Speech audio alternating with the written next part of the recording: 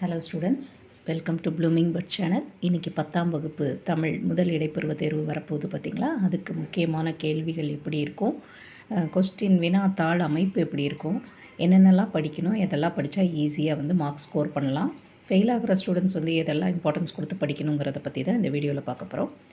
வீடியோக்குள்ளே போகலாம் வாங்க. ஸோ 10ஆம் வகுப்பு முதல் இடைத்தேர்வு 2026 டோட்டலாக 50 மார்க்குக்கு இந்த பரீட்சை நடக்க போகுது. இதில் இயல் 1, 2 சிலபஸ்க்குள்ளே அடங்குது. ஸோ ஃபர்ஸ்ட் ரோமன் லெட்டர் பார்த்திங்கன்னா உரிய விடையை தேர்ந்தெடு, அப்ஜெக்டிவ் டைப் கொஸ்டின், சரியான விடையை தேர்ந்தெடுத்து எழுதுக. மொத்தம் 8 கொடுப்பாங்க. 8க்கு ஒரு மார்க்குங்கிறப்போ 8 மார்க்கு. அதுக்கப்புறம் ரோமன் லெட்டர் 2ல் பார்த்திங்கன்னா குருவினா மொத்தம் 6 கேட்பாங்க. 6க்கும் 2 மார்க்குங்கிறப்போ 12 மார்க்கு. இந்த 6 குருவினாவுக்கு நம்ம எதெல்லாம் படிக்கணும், 2 இயல் இருக்குது இல்லையா, 2 இயலில் மொத்தமாக எத்தனை குருவினா இருக்கோ அதில் இம்பார்ட்டன்ஸ் மட்டும் இப்போ நம்ம பார்க்கலாம். ஸோ குருவினா பார்த்திங்கன்னா இயல் 1ல் 1, 2, 4, 5 இந்த 4 கொஸ்டினையும் நல்லா தரவாக படிச்சுக்கோங்க. இதை எப்படி சிம்பிளாக எழுதணும் அப்படின்னு ஸ்லோ லேர்னர்ஸ்க்கு தேவைப்படுதுன்னா மெசேஜ் பண்ணுங்கள்.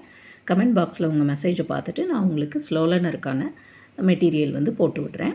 ஸோ இந்த 4 கொஸ்டினையும் தரவாக படிச்சுக்கணும். இயல் 2ல் பார்த்தீங்க அப்படின்னா கொஸ்டின் நம்பர் 1 அதை நல்லா படிச்சுக்கணும். அதுக்கப்புறம் question number 2, question number 3, question number 5 4 வேண்டாம். ஸோ 1, 2, 3, 5 இந்த 4 கொஸ்டினையும் தரவாக படிச்சுக்கணும். குருவினாவை பொறுத்த வரைக்கும் ரொம்ப ஷார்ட்டாக தான் இருக்கும். அதனால் இதில் எல்லாத்தையெல்லாம் விட முடியாது. ஸோ இதுக்கு இம்பார்ட்டன்ஸ் கொடுத்து படிச்சுக்கிட்டேன்னா கண்டிப்பாக உனக்கு 6 2 மார்க் அட்டன் பண்ண வேண்டியிருக்கு இல்லையா, 6ஐயும் அட்டன் பண்ணுறதுக்கு வாய்ப்புகள் அதிகம். ஸோ 6 2 மார்க்குக்கு தேவையான இம்பார்ட்டன்ட் 2 மார்க்ஸை நான் உங்களுக்கு குறித்து கொடுத்துட்டேன். அண்ட் ரோமன் லெட்டர் 1 சரியான விடையை தேர்ந்தெடுத்துறதுக்கு புக் பேக்கில் இருக்கக்கூடிய எல்லா 1 வேர்ட்ஸையும் நல்லா படிச்சுக்கோங்க. படிச்சிட்டிங்கன்னா கண்டிப்பாக 8 1 வேர்டு அட்லீஸ்ட் 6 அல்லது 7ஆவது அடிச்சிடலாம். மீதி புக்கின் வந்தாலும் கூட 6 7 ஷியோராக நம்ம வாங்கிடலாம். அடுத்தது சிறுவினா பார்க்க போகிறோம். சிறுவினா பார்த்திங்கன்னா 4 கொடுப்பாங்க.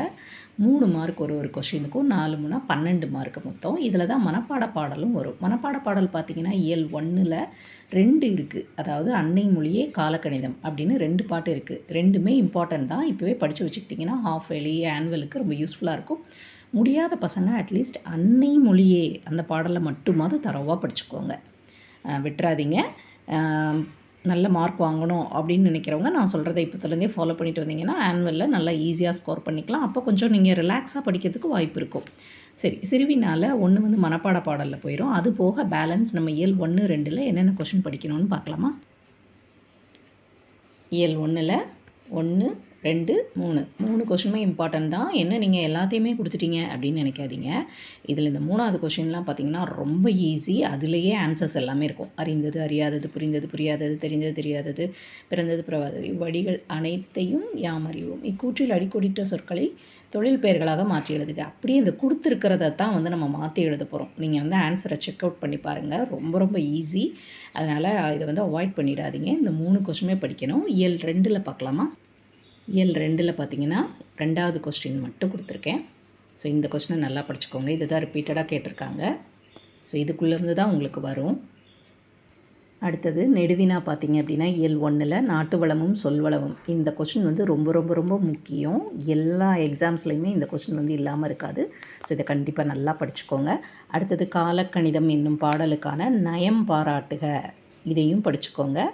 அடுத்தது புயலிலே ஒரு தோணி கதையில் இடம்பெற்றுள்ள அப்படின்னு ஒரு துணைப்பாடம் கதை தான் இதையும் இந்த நயம் பாராட்டகவும் படிக்கிறதுக்கு உங்களுக்கு கஷ்டமாக இருக்குன்னா எனக்கு கமெண்ட்ஸில் சொல்லுங்கள். நான் ரொம்ப ஷார்ட்டாக எப்படி இது எழுதுறது அப்படிங்கிறதுக்கு ஒரு சின்ன மெட்டீரியல் வச்சுருக்கேன். அதையும் உங்களுக்கு நான் போஸ்ட் பண்ணுறேன். அதை வச்சு ஃபெயில் ஆகிற ஸ்டூடெண்ட்ஸ் எல்லாம் ஈஸியாக ஸ்கோர் பண்ணலாம். நல்லா படிக்கிற பசங்க இது எல்லாத்தையுமே ஒழுக்கமாக படிச்சிட்டோன்னா நல்லது. காலக்கணிதம் அப்படிங்கிற இந்த நயம் பாராட்டுக இது ஒரு நயம் பாராட்டுக படிச்சிட்டிங்க அப்படின்னா அடுத்து இயலில் இருக்கக்கூடிய நயம் பாராட்டுகவும் அதை பேஸ் பண்ணி எழுதுகிற மாதிரி என்கிட்ட ஒரு மெட்டீரியல் இருக்குது. தேவைப்படுறவங்க கேளுங்க. புயலிலே ஒரு தோணியையும் இதையும் கண்டிப்பாக படிக்கணும். என்ன எதையுமே அவாய்ட் பண்ணல அப்படின்னு நினைக்காதீங்க. இதில் ரொம்ப முக்கியம் அப்படின்னா நாட்டு வளமும் புயலிலே ஒரு தோணி. புயலிலே ஒரு தோணியை எதுக்காக சொல்கிறேன் அப்படின்னா 5 7க்காவது நீங்கள் இப்போதுலேருந்தே துணைப்பாடம் படிச்சுட்டே வந்தீங்க அப்படின்னா அவங்களுக்கு ஹாஃப் இயர்லி ஆனுவல் ரிவிஷன் இந்த மாதிரி எல்லாத்துலேயுமே மார்க்ஸ் ஸ்கோர் பண்ணுறதுக்கு ஈஸியாக இருக்கும். அதனால தான் நான் அப்படி கொடுக்குறேன். மற்றபடி பார்த்திங்க அப்படின்னா இயல் 2ல் இருக்கக்கூடிய பிரம்மம் அப்படிங்கிற துணைப்பாடம் தான் வந்து இந்த எக்ஸாமுக்கு ரொம்ப முக்கியம். அப்புறம் நெடுவினால காற்று மாசுபாட்டை தடுக்கும் வழிமுறைகள், இது ரொம்ப முக்கியம், இதை குறிச்சிக்கோங்க. இதில் வந்து ஒரு நயம் பாராட்டுக இருக்குது. பட் இயல் 1ல் இருக்கக்கூடிய காலக்கணிதம்ங்கிற நயம் பாராட்டுகாவை இந்த எக்ஸாமுக்கு படிச்சுக்கோங்க. புயலிலே ஒரு தோணி படிக்க முடியலனாலும் பிரம்மம் நல்லா படிச்சுக்கோங்க. இதுக்கெல்லாம் ஷார்ட்டான மெட்டீரியல் வேணும்னு நினைக்கிற ஸ்லோலனஸ் கண்டிப்பாக மறக்காமல் எனக்கு கமெண்ட்ஸ் பண்ணுங்கள். ஸோ குருவினா சிறுவினா 2 முடிஞ்சு போச்சு. அடுத்து ரோமன் லெட்டர் 4 பார்த்தீங்க அப்படின்னா 5 மார்க் கொஸ்டின். 5 மார்க் கொஸ்டின் எப்படி கேட்டிருப்பாங்க அப்படின்னா, மொதல் கொஸ்டினில் ஆர் சாய்ஸ், அதாவது நயம் பாராட்டுக 2 கொடுத்து ஏதாவது ஒன்று எழுத சொல்லுவாங்க. இயல் 1ல் ஒரு நயம் பாராட்டுக இருக்குது, இயல் 2ல் ஒரு நயம் பாராட்டுக இருக்குது. இப்போ தான் நான் உங்ககிட்ட காமிச்சேன். அதில் இயல் 1ல் இருக்கக்கூடிய நயம் பாராட்டுகவாவது படிச்சிருங்க. அப்படி படிச்சிட்டிங்க அப்படின்னா அட்டன் பண்ணுறதுக்கு ரொம்ப ஈஸியாக இருக்கும். இல்லை எனக்கு நயம் பாராட்டுகள்லாம் படிக்க முடியாது, நான் ரொம்ப புவர், எனக்கு டைம் இல்லை அப்படின்னு நினைக்கிறவங்க ஆர் சாய்ஸில் இருக்கக்கூடிய கடிதத்தையாவது அட்லீஸ்ட் படிங்க. கடிதம்னு எடுத்துக்கிட்டிங்க அப்படின்னா இயல் 1ல் ஒரு கடிதம் இருக்குது, இயல் 2ல் 2 கடிதம் இருக்குது. இதில் ரொம்ப முக்கியம் அப்படின்னு எடுத்துக்கிட்டால் கலைத்திருவிழா. கலைத்திருவிழாவில் பங்கு பெற்று கலையரசன் பட்டம் பெற்ற உனது நண்பனுக்கு வாழ்த்து தெரிவித்து மடல் எழுதுக அப்படின்னு ஒரு கடிதம் பேஜ் நம்பர் 22ல் இருக்குது. இது ரொம்ப ரொம்ப முக்கியம். அடுத்தது இயல் 2ல் மரம் இயற்கையின் வரம் அப்படின்னு பேஜ் 40ல் 40வது பக்கத்தில் ஒரு கடிதம் இருக்குது. இன்னொன்று நூலக வசதி வேண்டி கடிதம் எழுதுக, உமது சொந்த ஊரில் நூலக வசதி வேண்டி ஒரு கடிதம் எழுதுக அப்படின்னு 44ஆம் பக்கத்தில் ஒரு கடிதம் இருக்குது.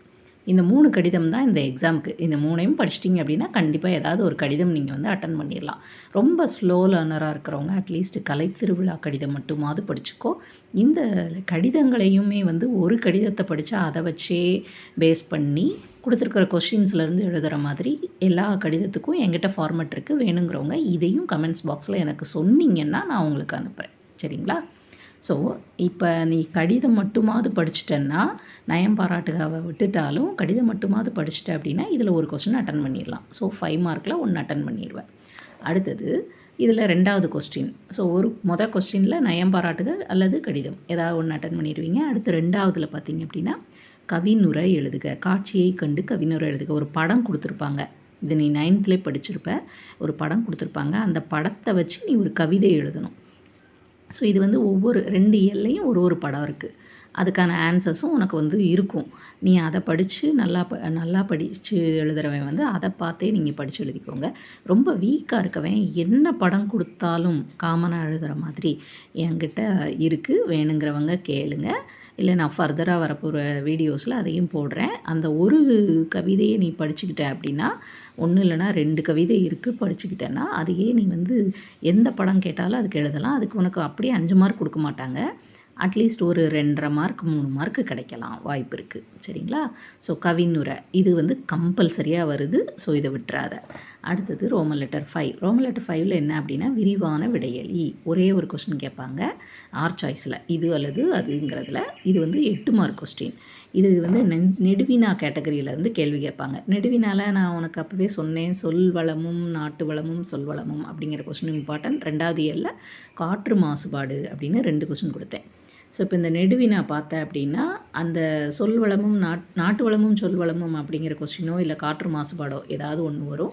அதுக்கு ஆர் சாய்ஸில் துணைப்பாடம் 2 தான். ஒன்று புயலிலே ஒரு தோணி, இன்னொன்று பிரம்மம். போன தடவை பிரம்மம் கேட்டிருக்காங்க, இந்த தடவை ஒரு வேளை புயலிலே ஒரு தோணி கூட கேட்கலாம். ஆனால் பிரம்மம் ரொம்ப ரொம்ப ரொம்ப ரொம்ப முக்கியம். என்னை பொறுத்த வரைக்கும் இதுதான் அதுதான்றதை விட உன்னால் படிக்க முடியல அப்படின்னா நான் போடக்கூடிய அந்த ஸ்லோ லேர்னர் மெட்டீரியலையாவது படிச்சுட்டு போய் அட்டன் பண்ணுற வழியை பாரு. ஏன்னா நிறையா கொஷின்ஸை நம்ம படித்தா தான் வந்து எதையாவது அட்டன் பண்ண முடியும். நான் இதை தான் படிப்பேன் அதை தான் படிப்பேன்னு உட்காந்துருந்தேன்னா அது வந்து நமக்கு மார்க்ஸ் குறையிறதுக்கான வாய்ப்பு இருக்குது. ஸோ நான் சொல்கிறது உனக்கு புரிஞ்சிருக்கும்னு நினைக்கிறேன். ஸோ சிம்பிளாக இருக்கிற மாதிரியான மெட்டீரியல் அடுத்தடுத்த வீடியோஸில் வரப்போகுது. நீங்கள் ரெடியாக இருங்க அதை பார்த்து படிக்கிறதுக்கு. ஸோ இதுதான் வந்து நமக்கு தமிழுக்கான பேட்டர்ன். இது போக நிற்க அதற்கு தக அப்படின்னு சொல்லிட்டு ஒரு பாக்ஸ் மாதிரி இருக்குது மொழியை ஆழ்வோம்ல, அதையும் படிச்சுக்கோங்க. அப்புறம் நம்ம ஃபார்ம் படிவம் நிரப்புகன்னு ஒன்று இருக்குது. அது வந்து இந்த மிட்டம்க்கெல்லாம் கேட்குறதுக்கு வாய்ப்பு இல்லை. ஸோ அதெல்லாம் அடுத்தடுத்த எக்ஸாம்ஸ்க்கு நம்ம பார்த்துக்கலாம். இப்போது இதை மட்டும் நீங்கள் படித்தாலே வந்து ஓரளவுக்கு மார்க் வாங்கிக்கலாம். இதுலேயுமே நீ சிம்பிளாக படிக்கிறதுக்கான தேவையான விஷயங்களெல்லாம் நான் வந்து அடுத்தடுத்த வீடியோஸில் போடுறேன். நல்லா படிக்கிறவன் நான் இப்போ இதில் சொன்ன மாதிரியான கொஷின்ஸை அவாய்ட் பண்ணாமல் படிச்சிட்டேன் அப்படின்னா கண்டிப்பாக 50க்கு 48 மார்க் ஏன் 50 மார்க்கே கூட வாங்குறதுக்கு வாய்ப்பு இருக்குது. All the best. நல்லா படித்து நல்லா மார்க் வாங்குங்க. பாய் ஸ்டூடெண்ட்ஸ். என்னோட இந்த வீடியோ உங்களுக்கு பிடிச்சதுன்னா மறக்காமல் நம்ம ப்ளூமிங் பட்ஸ் சேனலுக்கு சப்ஸ்கிரைப் பண்ணுங்கள், கமெண்ட் பண்ணுங்கள், ஷேர் பண்ணுங்கள். என் சேனலுக்கு உங்களோட ஆதரவுகளை கொடுங்கள். நன்றி, வணக்கம்.